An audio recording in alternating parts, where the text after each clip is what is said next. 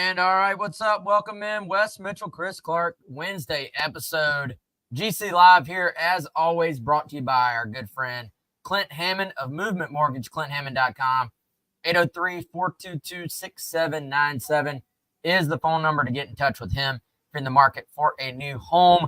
Clint will help you find a great mortgage rate here in Columbia and the surrounding areas. As we always tell you, obviously, right now, probably 99% of you may not be in the market to buy a home. But if you are in that segment where you're thinking about buying a home, or maybe you're thinking about making that jump from renter to homeowner, you need somebody just to walk you through the process, let you know basically what a mortgage, how it works, what it is, what the interest rates are, what options you may have. Clint can get creative for you and with you as well. Give Clint a shout, 803-422-6797. Huge supporter of GC Live, obviously. Also of the Gamecocks. Chris, we got a lot to get to, man. We're going to talk some welcome homes and football. I know that's maybe taken a little bit of a back burner to what, to me, man, just felt like a new era in South Carolina athletics yesterday. I'm trying to think, have we had, we've been covering this stuff for a long time now, man. Have we had a day where you're like following a board of trustees meeting and literally 3 sports are getting new head coaches at the same time? You're approving essentially your entire baseball staff as well while you're at it. It just felt like a new era. I know they've been very, very busy over there in the athletic department probably for the last week trying to manage these different coaching searches at the same time. But yesterday just felt like a fresh day for South Carolina athletics. No, it's a good point. I was thinking about kind of the same thing, man. And there have been, these very different, like a lot of different busy periods, in the time since we've been covering the program and flurries of activity, whether it's recruiting, whether it's a coaching search, assistant coaching searches, right? Think about like Shane Beamer and his new staff coming in December of 2020. Well, he's hiring 10 assistant coaches. And so, a lot of that is happening simultaneously, but I had the same thought in that just on that one day, we knew by that time which direction it was going to go, right? The Maneri news had broken the day before. We had been tracking Monty Lee. We had been tracking Terry Rooney. But you ended up getting 3 head coaches at once, not typical. And then I thought it was kind of atypical, Wes, that you have, hey, here's not only the head baseball coach, but here's not just one of his assistants, but 3 of them, including one that, quite frankly, we had not been tracking in Hendry, who's going to be coming over from Virginia. So it was definitely an interesting day, definitely a busy day. And it has caused a lot of conversation in Gamecock Nation too, Wes. I texted you, I think, after the show, the day the Maneri news was coming out.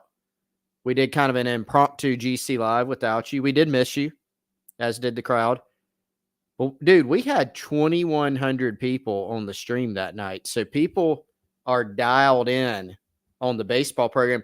We didn't really even talk about football recruiting. So it was mainly a crowd that was coming to find out what was going on for baseball and to give a lot of opinions. We had a ton of comments, a ton of questions. It was a great night. It was a great show. Appreciate everyone who joined in, but it just, to me, illustrated how much interest and how much energy, frankly, there is in Columbia around the baseball program right now. Yeah, I feel like the fan base has been re-energized, man. There's a lot of excitement. Obviously, there's a lot of excitement around women's basketball, always around men's basketball after the season last year. There's I imagine, the fact that they tweeted out that season tickets link for Gamecock baseball yesterday, probably pretty smart thinking there because, I expect for Founders Park to look a lot more like what we're used to seeing it look like to start off next year with some excitement around this new era going into that one. And, softball as well, going out and getting an up-and-coming young coach in Ashley Chastain, who is one of your own. She was a former Gamecock pitcher, but Chris has worked her way up. Like, I think you look at the resume of Ashley Chastain. She's had SEC experience as a player herself. She got her start as a grad assistant at South Carolina, then was an assistant at one point at Ole Miss. So there's some SEC experience there. And then has been at the head of the Charlotte program for, I guess it would be 5 seasons now. That included 2020, which obviously got ended early because of COVID. But I think you look at what she's done in her career so far, she would have been on your radar even if she didn't play at South Carolina. And then obviously we're going to get more into baseball and, like I said, some football recruiting here in a second. But I don't want for that hire to be lost in everything that's taking place because, I mean, SEC softball, dude, is the just top of the heap when it comes to the conferences. Every single team that plays SEC softball made the tournament this past season. And if you're South Carolina, you're looking at trying to take that next step to where not only do you make the postseason, can you make some noise in the postseason? Can you finish in the top half in the SEC? Honestly, can you beat your neighbors? Can you start beating Clemson? I know they beat them once this year, but can you more consistently compete with Clemson in softball? And so you look at what she did at Charlotte. Anytime a coach does something at a quote-unquote smaller school, and I'm seeing things like first ever at-large NCAA tournament bid, first ever regular season conference championship, and then that was in 2023. Next year, you follow it up by making the tournament again. You tie, you share the title again for your conference, and I think that's a hire that we shouldn't let get overshadowed by baseball because I think there's a real world where South Carolina softball becomes another one of those sports that Gamecock fans sort of flock to and care about and, can bring some excitement. Softball, if you're really watching, if you're a baseball fan, if you watch softball, it is a high skill level game as well. It's a very fast paced game. And, I think that feels like the perfect hire. Obviously, dude, you're going to get the competition is going to be extreme. Like we know that. But I think on paper, this one makes a lot of sense as well. Oh, it absolutely does. And, somebody just pointed out here, Travis Edwards, great point as always, OU coming into the conference. That's an absolute softball powerhouse. And by the way, Texas, who played them in the Women's College World Series finals from softball as well coming in. And so then you got your neighbors. That's been kind of a point of difficulty for Gamecock fans, Wes, is Clemson, who didn't even have a softball program. They come on in and immediately it seemed like became very good, and South Carolina played them a couple times this year. They did end up getting them once for the first time. But there's kind of been a foundation laid where you look at it and you just want to find more success. Softball made the NCAA tournament this season. So did baseball, right? But it's looking at those things and going, we all know in the baseball program there's a higher standard, right? Point we've made a lot this week. It's not like Chad Holbrook and Mark Kingston, the last 2 South Carolina baseball coaches, got here and missed the tournament every year. They didn't. Actually, more often than not, they made the tournament, and they actually made some super regionals as well, but they did not get to Omaha, which is why neither of them are here now and why Paul Maneri is being brought in. There's a higher standard, and South Carolina wants to get back to it. With softball, it's more about, hey, can we bring in fresh blood and get better? There's a foundation laid, but can you become better in a league that is extremely competitive and is only going to get more competitive? So I think that's a fascinating hire, Wes. We're going to hear from Ashley Chastain at 3 p.m. today. If you're watching live here on Wednesday, I know Jack Veltri is going to be there for Gamecock Central. I believe Katie's going to be there doing some photos for us. So we'll have full coverage of that. And I'm looking forward to seeing what she has to say. And kind of course, Wes, it's immediate now, like the returns in recruiting with the transfer portal, right? Will we see some splashes for the softball program? And, of course, same for baseball, which I know we'll spend a lot of time talking about too. Yeah, and Chris, I think more and more you can look at the SEC in baseball and softball, I feel like in a similar light. and, just depth across the board. We like to make fun of Missouri baseball a little bit like we do Vandy football. But, other than that, for the most part, everybody in this league is sitting there and sort of, I would say, putting resources behind South Carolina, or behind baseball, I should say. Like all the SEC teams are putting resources behind baseball. And it's a situation where that was not always the case. So that does change the equation a little bit, I feel like, in terms of expectations within your conference. And, I thought it was interesting. I believe, I'm not looking at the contract right now, Chris.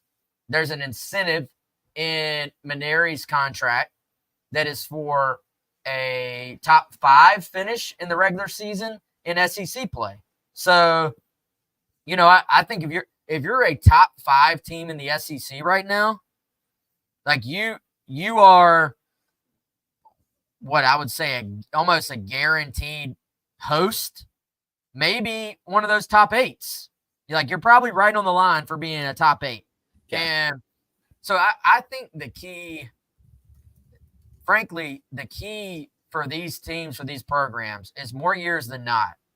Now, some years you're hoping that you're going to be on that cycle where you have like one of your super teams where you're like, everything is falling into place. And we want to make a run at being the SEC champion regular season. In some ways, I almost feel like being the regular season SEC champion is a harder task than making Omaha at this point.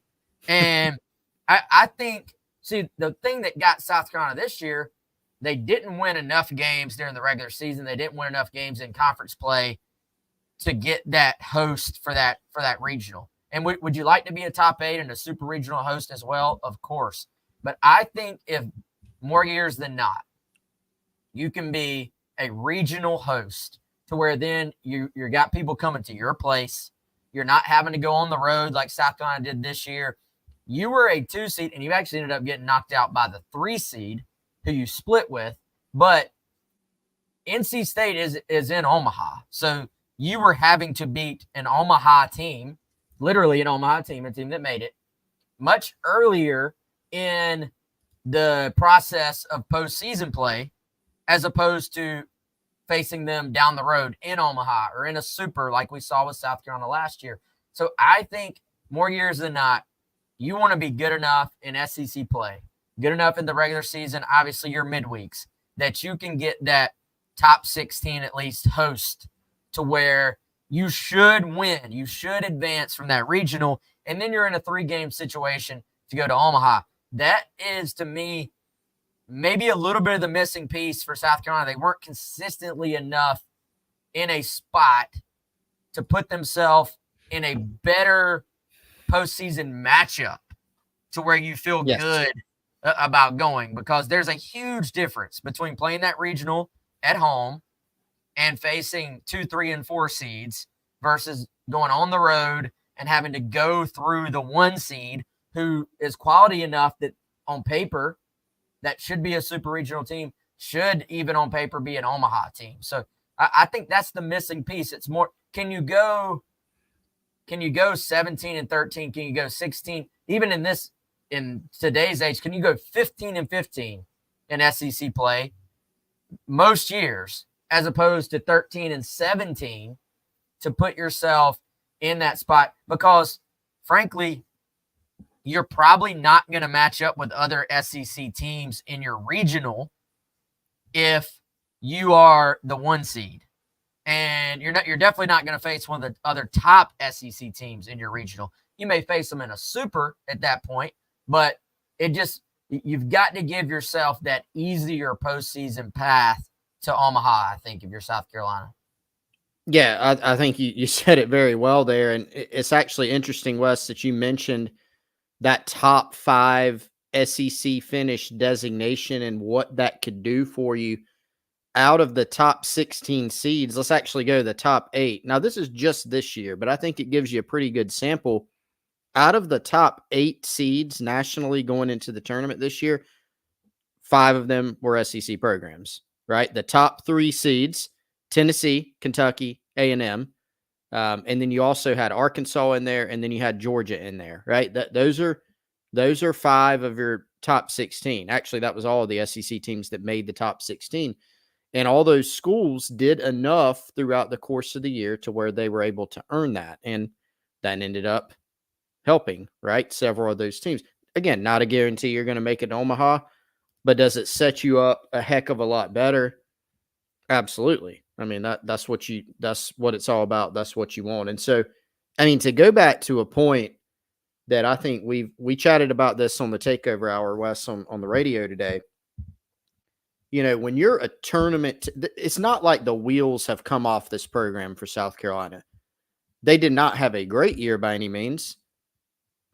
I guess you could put it somewhere, but they had a good year. However you want to call it. Maybe you're out there saying they had a terrible year. I don't really think you can say that, right? Terrible year, bad year is probably you missed the tournament, which is just at South Carolina an abomination, right? You can't. That is the one thing you can't do. But when you make the tournament, you're not that far off as a program. And there have been very few instances in the last, I don't know, many years at South Carolina where you look at one of the South Carolina baseball teams and go, they're just not even close, right? There have been a couple, maybe, but not many. And so in 2024, the good thing is you've got an opportunity to pretty quickly turn it around, to pretty quickly flip your roster. And what do you need to do that? Like when you look at this program, what do you need? Jay Diz, I'm going to steal it from you, Wes, he just put up consistency, right? So I think the hope is you bring in a Paul Maneri, a guy who has taken more than one team to Omaha. At LSU, they were pretty darn consistent. I think he made it to Omaha 4 times or 5 times, won a title, was a runner-up, made a bunch of supers, right? Generally, they were in the tournament right in the mix. A lot of experience. You put together a good staff. You're going to have to keep your best players from this roster, your best young talent, and then go hit the portal and hit the ground running recruiting. And that, I think, is where Monty Lee, Terry Rooney, the 2 new hires that they're able to keep on staff with Monty and bring in Terry Rooney. I think that's going to be critical, right? So trying to put all those pieces together to kind of take things back to the level that you want them to be at. Yeah, and Chris, I do have the incentives pulled up now, man. And if you just want an idea of what the expectations are for South Carolina baseball, I mean, I'm a believer in anything in life. Incentives sort of drive people and drive decisions. And obviously incentives sort of create expectations as well. And as far as SEC play goes, there's an incentive for top 5 finish in the SEC regular season. There's an additional incentive, so it tacks on SEC regular season champion. There's an incentive for SEC tournament champion, which, as we know, South Carolina traditionally has not been a great tournament team in the SEC. But Paul Maneri, LSU, that's a program that actually has always pretty consistently, even when they've had down years, made runs in the tournament. Going past that, there's incentives for actually making the postseason, which obviously I think every single year South Carolina goes into, if you're going to put a list of team goals, to me, the very first one has to be make the postseason. And that is laid out in the incentives as well. Now, there is a different value on the incentive for making it as a regional host versus just making it. There's a different value on making a super versus hosting a super, which tells you something. Then there is an incentive for winning a super, aka advancing to Omaha. There is a incentive for being a College World Series finalist. That would be playing in the championship game, aka one of the final 2 teams alive in that year's tournament. And then there's, of course, an incentive for being national champion. So that sort of tells you along the way what this organization, what the administration, what they want to see from their coach when it comes to that. And also, by the way, 2 separate incentives for SEC Coach of the Year as selected by SEC coaches, or National Coach of the Year as selected by, and there's 3 different major organizations here that give those rewards each year. that you would get a big incentive for. So I don't always, Chris, dive into the incentives. You look at every single coach's contract at South Carolina. I believe there's financial incentives in all of them. However, this one I think is fascinating because you are talking about a program that has been to the top, that the fans have those expectations for. So in this case, I think those incentives do tell a little bit of a story. Yeah. Again, what well said. I mean, it's common for coaches to have incentives of course, in the contract, but it does definitely paint the picture of the path, right? The things that are incentivized are things that you need to do to put yourself in position to win, right? It's not just, if you win the national title, you get an incentive, right? There are all these different triggers for incentives that are, hosting a regional is key. Getting a top 16 seed is key. Again, you do these things, top 5 finish in the SEC. Those are the things that are going to put you in a much better spot to not make your path so difficult. You've got such a difficult schedule year in and year out. This is a baseball program that's going to play in the SEC. They're typically going to play some quality out of, this year they played North Carolina, right? Actually beat North Carolina in a midweek game. You're going to play a series with Clemson every year, who just made it to a super, and they look like they're going to be, back and kind of be a good program, everybody thinks, right? If you're South Carolina, you're going to have to weather that schedule. And I think I'm going to say something, Wes, that I think fans kind of got tired of from my perspective. Everybody knows that the schedule is extremely difficult. I think Gamecock baseball fans are smart enough to know that when you go into a year, you're not going to win every baseball game. I think most people know that, 99.9%. Are you going to complain sometimes about losing a game, a series? Absolutely. But most people recognize you're going to take your lumps throughout the course of the year. But I do think people kind of got a little bit tired of the that's baseball type of thing. Is that true? Yes.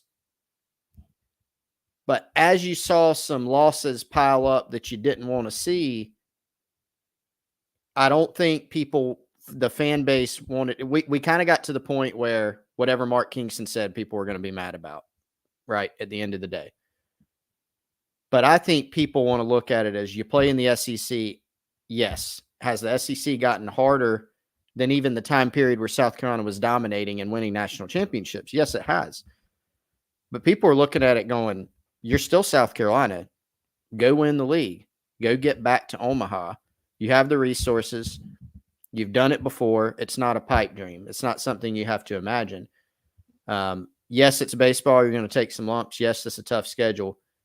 But I think people want to see better results. And so, heck, there's no doubt, Wes, that South Carolina's administration is making a big investment into baseball. When you look at the numbers, they've hired a proven head coach. They've made Monty Lee an extremely highly paid assistant. They brought in Terry Rooney. They're spending some money on this baseball program from a coaching staff standpoint to try to get it back where folks want to be. Yeah, and Chris, speaking of an investment, also I thought very fitting, and obviously we have close ties on the Garnet Trust side, but a little more to me of a just example that the administration kind of gets it a little bit. And just if y'all haven't seen, go check out Garnet Trust right now. Go check out the social media stuff. There is now a diamond fund for both baseball and softball, where if you want to throw a little something, the portal is open right now for both of those sports. And as we know, NIL resources are incredibly important in how well you recruit during the transfer portal window. And so, I've seen those shared on official accounts as well, which I think is a positive step in the right direction for South Carolina in terms of competing where things are right now. And Chris, also, I've seen more and more people on social media and on the Gamecock Central message boards wanting to discuss Gamecock baseball in the future in terms of what a team might look like, what positions South Carolina needs to go out and kind of upgrade. And but before, it had really gotten very close to just like, hey, fire the guy. Like that was kind of the dominating conversation. So it has been refreshing to see some more talk about the actual team, the roster building, and what could happen with this new staff. And if anybody wants to join us over at Gamecock Central for those discussions, come on over. Use the code SCAR1. If you hate the abbreviation SCAR, we didn't pick it, but it gets you some discounted time. So please just use it anyway. $1 for 2 months if you're not a subscriber. Come on over, code SCAR1. That is an exclusive here on YouTube. And Chris, I think for the most part, people have applauded the Paul Mainieri hire. There have been a few people who've been like, he's 66, he's too old, end of his career, etc., blah, blah, blah, blah. I think even if you are in that boat, Chris, and who's to say you're wrong? Everybody can have an opinion. But even if you were in that boat, I think the fact that you were able to go out and keep Imani Lee, by the way, highest paid assistant in baseball at the college level, that tells you all you need to know about the importance South Carolina saw of keeping him. And then to go and get Terry Rooney, a guy that's been a head coach himself. He was at UCF, has been at LSU. He's kind of, I guess, if you're Mainieri, you're coming in a little bit of a new guy with Monty Lee, at least according to, or at least in terms of you personally. Rooney's your guy. This is kind of your guy you're bringing in that you're completely comfortable with, that you're going to have probably your super, deep conversations with that maybe you don't have with anybody else at first. And so to me, even if you're like, he's 66, the quality of the staff and the experience of the staff, to me, is what puts this hire over the top. Like, I think it's a good hire that becomes a great hire with the staff he's put together. And then, we'll see with Hendry, not as familiar with him, young guy. That's kind of the third assistant role. They're a little bit lower on the totem pole than obviously the head coach and your associate coach and your recruiting coordinator. Yeah, there has been the only really point of polarization, I think, Wes, on Mainieri. I don't want to say the only one. I shouldn't speak in absolutes. The main one has been the age, right? People can't look at Paul Mainieri and say, he's never done anything. He's never won anything. You can't say that.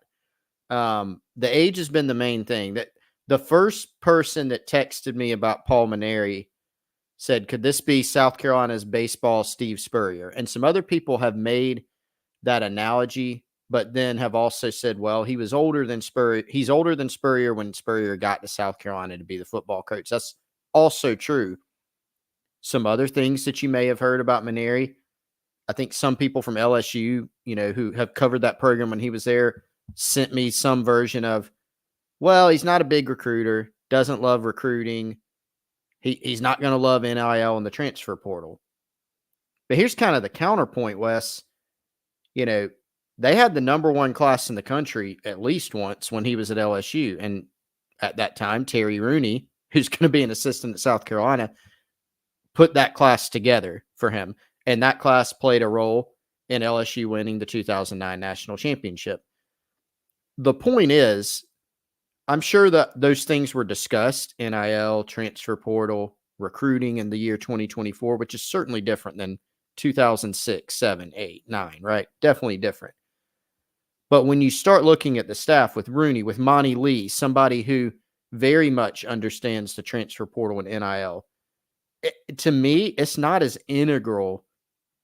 Paul Mainieri's got putting this class together himself. He's not the recruiting coordinator. He's not even going to be really the main guy. For him, I think it's about building the program and building a great staff and having a wealth of baseball knowledge and being able to kind of push the right buttons in the dugout and away from the dugout to, I think, build this team. Those are the most important things. And in fact, if we're going to talk about Spurrier as kind of some kind of analogy, Wes, we covered Spurrier and recruiting during the Spurrier days. He did not like recruiting. He was not particularly adept at recruiting, but at the best point in his career at South Carolina, He had a staff that really, really got it. And then Spurrier himself was a really, really good coach. And I think in some ways that's what you could have with Maneri. I can't even attest to the recruiting thing. I haven't really heard too much about it. I just don't think it's as big of a deal as maybe some folks have made it out to be on the surface. Yeah, I think this staff is going to recruit, man. Like in baseball, you don't have your 10 assistants. Like you have a couple of guys who are going to be, and I imagine Monty Lee will be more heavily involved on the position player side, and then Rooney will be more heavily involved on the pitching side. But it's going to be and vice versa, because a lot of it will depend on areas. And I think Monty Lee opens the door for this staff and his connections throughout the state of South Carolina. And I think that's part of the reason it's part of the reason it was so important to keep him on. And, Chris, I've said this on the radio, but I don't think I've said it on here. Reminds me a little bit of Kerry Rich for men's basketball, and just having somebody who knows every door that needs to be opened in terms of connections, to where you're not just going in blind. And obviously Paul Maneri has a great relationship with Ray Tanner, and Ray Tanner would be there to guide him. But that's different than the day-to-day. Ray Tanner has his own job to do. The day-to-day job of your assistant is to get out, to go to high schools, to make phone calls, to basically put the coach on a pedestal in a sense, in terms of the way other coaches, high school coaches, I should say, and recruits see them. So I think having Monty Lee here in a position to do just that for Maneri, he's not going to have to do all the day-to-day recruiting. But everything I've been told, and talking to some people who covered LSU, like kind of the way our local sites here do, like a game-by-game basis. We're around them every single day, every press conference. The thing they say is just that Maneri is a genuine person who cares deeply for his players and will connect with them. So that's a part of recruiting as well. Is he going to be sending them memes to their Twitter DMs? Probably not. I mean, he's not. But will he run the program? Will he know how to manage all the aspects, like you said? Will he know when to push, when to pull, and when to back off? That is what you're hiring him for. And you're paying Monty Lee and Terry Rooney, frankly, very well to handle all that other stuff. So I think that's why it makes sense. And if you're a Gamecock fan, I also think there's such thing as an old 66 and a young 66. And this guy clearly felt he has the fire to finish off his career on the diamond, as opposed to kind of just having to hang around LSU and watch, which I think from what I've read is what he was doing, having to just sit back and watch baseball without having any say, which for somebody who doesn't want to be retired, honestly sounds like torture. Yeah, it does. Yeah, some guys just continue to have that itch. It seems like he does, man. The last thing that I would say on the age is I've seen a lot of conversations, and I get it. Well, how long can he coach? Let's get through next year, right? Before, if ultimately the goal is for South Carolina to have success and to have that success quickly, nobody is looking at this hire. And it wouldn't matter if it was Paul Maneri that was hired, or Monty Lee, or, Pollard from Duke. Like, pick whoever you think. Cliff Godwin from ECU. People would be looking at this thing going, okay, we need to do better next year. We need to be at least in a super. We need to get back to Omaha as soon as possible, right? That's the goal. Nobody's looking at this thing going, it's a rebuild. Like when Shane Beamer got here, nobody was looking at the football program going, probably should be Atlanta in 1 or 2 years, right? Like, that was not realistic. For the baseball program at South Carolina, it's realistic to get better fast.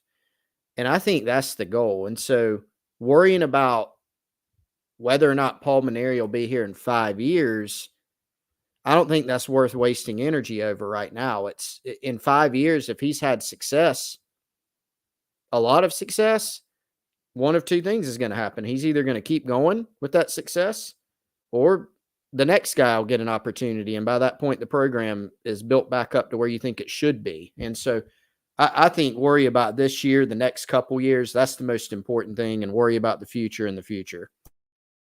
Yeah, for sure, man. Everybody's on a 4 to 5 year window anyway. If you stink, you're just going to get fired and the fan base is going to give up on you. And that's just where we are. So you might as well bring in a guy that has experience. And, is he going to be here 20 years? Of course not. But if you go to Omaha in the next 5 years, nobody is going to care at all that he is in his 60s. So, all right, let's man, we did tease some football talk, so let's pay that off.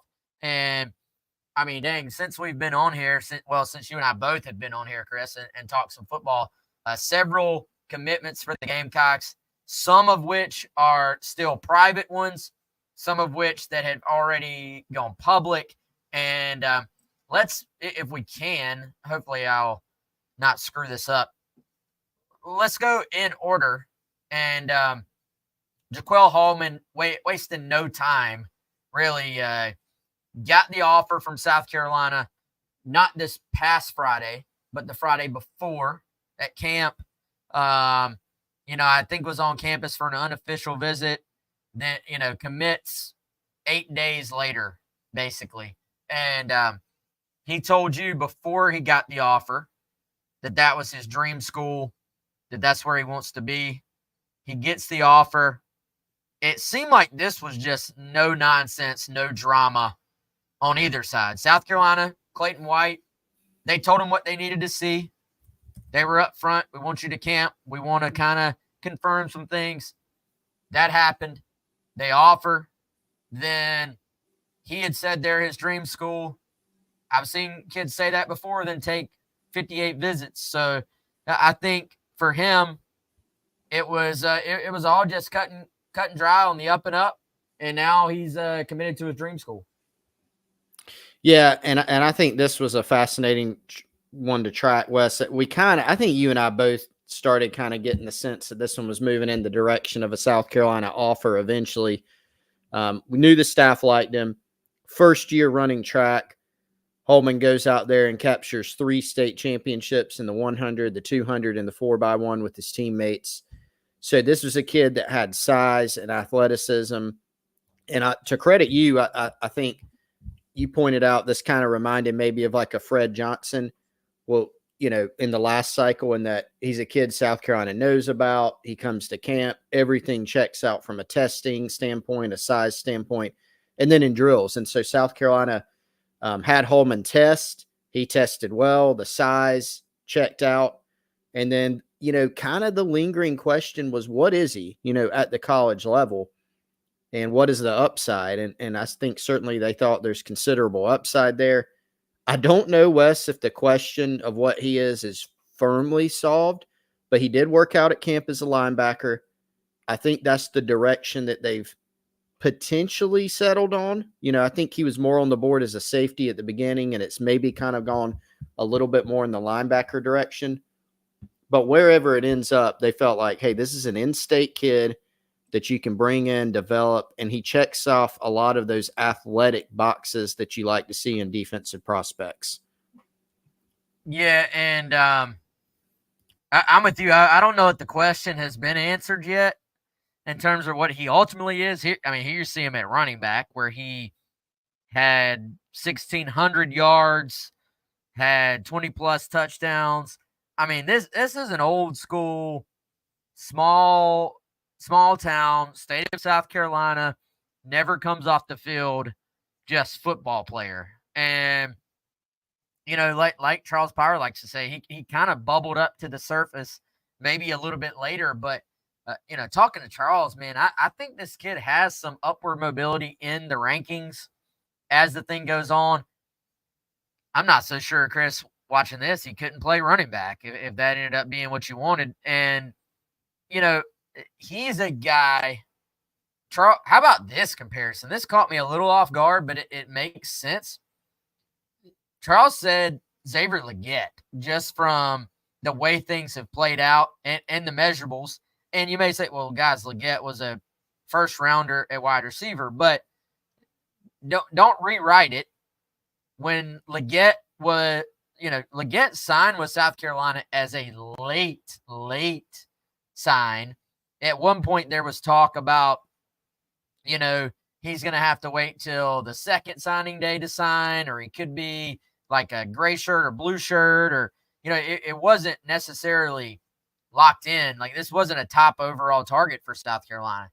It was just, he's from a small town. He's an incredible athlete. And, so that makes sense. Chris, kind of reminds me a little bit of like Darius Rush from the way it played out. Not necessarily that the skill set is exactly the same. That's not what I'm saying, but just the recruitment. Smaller town, even the track background. I mean, we saw Darius win some state championships in track. Haven't really watched much of this to right now, man. What do you think of the running back film here? Well, yeah, I mean, I had watched more of the defensive film, but the offensive stuff is certainly impressive too. This is a guy that's just a football player, man. And I think one thing that you've seen at South Carolina lately is they've been able to get some guys in that, yes, they're good football players, but they also have traits, right? You think of pro traits, and if we get Wes, I know we'll get soon to South Carolina's edge acquisition out of Roswell, Georgia. I have some kind of NFL thoughts on that. But they've taken some guys, particularly like at the linebacker position, traits like Demetrius Knight as a transfer, big guy who can really run, right? And is on some NFL boards, actually, from my understanding. Fred Johnson, Wendell Gregory. These are guys with traits. Like, they've got size, they got athleticism, they got some versatility. You don't look at the linebacker room, Wes, like you have maybe a few times in the past at South Carolina and go, gosh, I don't know if they're athletic enough. Like, that has kind of flipped around, I think. And Holman, assuming he ends up in that linebacker room, I think he's a guy that could certainly contribute to that uptick in athleticism there. Yeah, and I think that's something, it just seems like they felt like they had to, like they needed to do. And, Chris, when you get into that, especially if you're playing so much 4-2-5, just from like a physics standpoint, those two linebackers literally have to cover a lot of space versus, old school, you're in the 4-3, you can have a little bit bigger linebackers because it's three guys covering that amount of space kind of in the box. In this case, you got to be able to run sideline to sideline. We saw issues, I think, with speed at times last year, just not being able to get to the spot. And so I think you're right, man. I expect this to be an athletic linebacker class, and I expect this to be a pretty big linebacker class from a quantity standpoint as well, when you look at what they're going to lose off of this year's team. And so he's someone that I think you're not going to expect him to play right away next year, I would think, realistically, but is a high upside in-state, just a high school. Let's not just rely on the portal pickup, I think. And, I think you look at a couple of these most recent pickups, Chris, this is kind of filling out the class. Like, people say, oh, you're taking another 3-star. Well, not all 3-stars are created equal, for one. And ultimately, you want guys you can actually build your roster out with and not have to go portal. There are some highly recruited guys across the board at multiple positions. They are still recruiting. They're still in on. But I think you'd still take some of these high upside 3-star guys right now to fill out your class. And, Chris, you're our resident pronunciation guy. We've got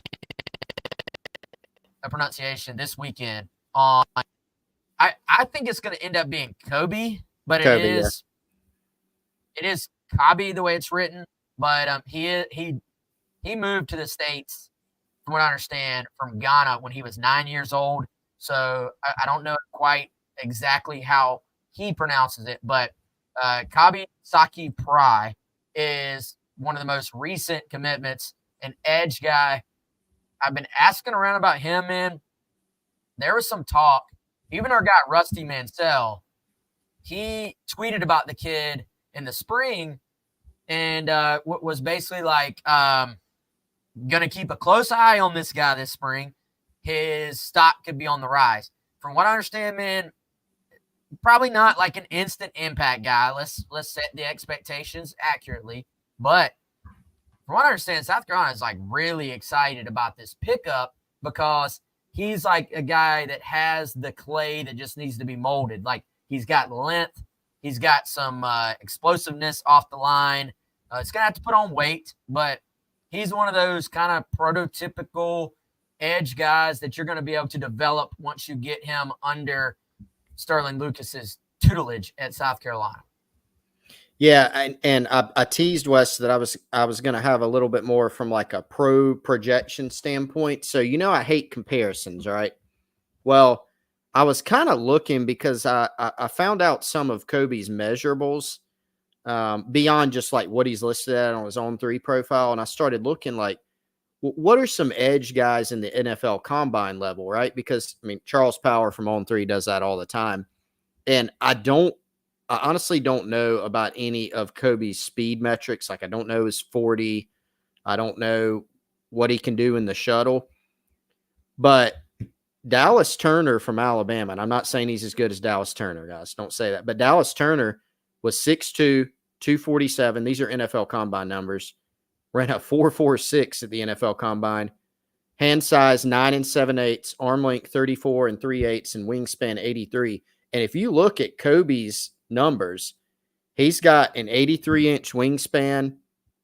His arms are 35 inches. He's got almost 10-inch hands. Like he has, like you said, that clay, like that pro kind of clay that needs to be molded. Not everybody's a Dylan Stewart type, right? That might come in and make big impacts in year one. But when you bring in guys that, maybe they can afford to redshirt or play more sparingly their first year, play special teams, and just continue to learn and get better and better, he has the athletic metrics to where it wouldn't be a surprise in a few years if this kid's really developed. Yeah, and I think you look at what they've done recruiting edge guys, man. Like you sit there and you look at Dylan Stewart, who no-brainer type prospect, combine him with like a Kyle Kennard who's going to come in as a one-year transfer. Then you look at just some of the little bit more under the radar, developmental to be fair, but also high upside guys. And you could possibly, pair that up with Jared Smith, who I think South Carolina is in still really good shape with. And just a master class on what Sterling Lucas has done at South Carolina, because I think we've seen, y'all, you're probably never going to just fill your class or your room with all 4 or 5 star guys at South Carolina. But can you land a 4 or 5 star guy, like one of them every cycle or every 2 cycles, and then pair them up and mix them in with portal guys and with developmental guys, and then actually go develop them? To me, that's always been the blueprint at a place like South Carolina, and they're doing that really to a T if you look at that edge room. And by the way, early returns I've gotten on Dylan Stewart, incredibly positive. We all saw it in the spring game, but buy stock in Dylan Stewart right now. Like this kid is the real deal. Chris, I said, we all said, this guy will play as a freshman. I'm starting to think he might start as a freshman this year. And, we'll see what all that looks like, but very, very positive early returns there. And speaking, Chris, of kind of that approach of combining some highly recruited, some real just big boy recruiting battles with getting guys that fit your approach and your scheme and kind of what you like in players. That's the Torian Gray blueprint right there. And we're seeing that again this class. Some under the radar guys, some highly recruited guys. And I think you take one glance at Chris Hatfield, who's like 6'2.5", maybe 6'3", 205, physical kid, loves ball. There was a question earlier about Travis, about his speed. I don't know his exact speed. I think that's going to be the question. Is he fast enough to play corner, or does that put him more in kind of safety or in the box safety territory? We'll find out from what I've heard. But this guy, once again, kind of just fits what we've seen as far as the Torian Gray blueprint. It absolutely does. And definitely a kid that has length. I mean, this is that prototypical, I'm stealing this from you, like a prototypical Torian Gray class where it's going to be a mix of maybe some highly recruited guys and then some not as highly recruited guys. I mean, I just talked to Judge Collier yesterday for the Garnet Trust Hour West. Judge Collier, long, rangy, under the radar guy, but in his same class was paired with some guys that were 4-star type guys, right? Vakari Swain and Emory Floyd, different body types, but kind of the common thread is he looks for guys who are long and versatile and athletic. And with Hatfield, South Carolina identified him pretty early as a guy they really liked. And I think he has a lot of those qualities that Gray looks for. I like you, I'm fascinated to see, where does he end up playing? If you ever even get Torian Gray on the record, Wes, and ask him like at the beginning of a season, where do you see this guy and this guy playing? It's generally, we're going to try him out at some different spots. And that's not just coach speak. I mean, they do that a lot. They move guys around and try to figure it out. But it will be fascinating to see where he ends up. But he seems to fit that profile of what Gray looks for in a defensive back. Yeah, no doubt. So, Chris, I know you're going to write about it here shortly. And still some welcome homes out there. Some of those from this week, I believe our count. Oh, man, we just talked about it. We've got 3 that aren't public from this weekend alone. Hatfield was yesterday and revealed yesterday. And then there's 1 from prior before. Let me just say this. I don't think the fans are going to be, if you're listening to this live, I don't think you're going to be waiting long for one of those to be revealed. So there's a little tease for those who stuck here to the very, very end. If you're listening later on, might already be public, honestly. So keep an eye on that. Keep an eye out there for Chris's latest article that will be out. When are you thinking, Chris? Today, tomorrow? I'm hoping today. Don't quote me on it. On Gamecock Central, you're quoted. And we got to get out of here. We got to get back to creating content on Gamecock Central. But he is Chris. I am Wes. Appreciate y'all. As always, come check us out. Use that code SCAR1 if you're not a subscriber on Gamecock Central. And we'll be back very, very soon for more right here on GC Live. Again, presented by our buddy Clint Hammond, clint.hammond.com. Y'all have a good one.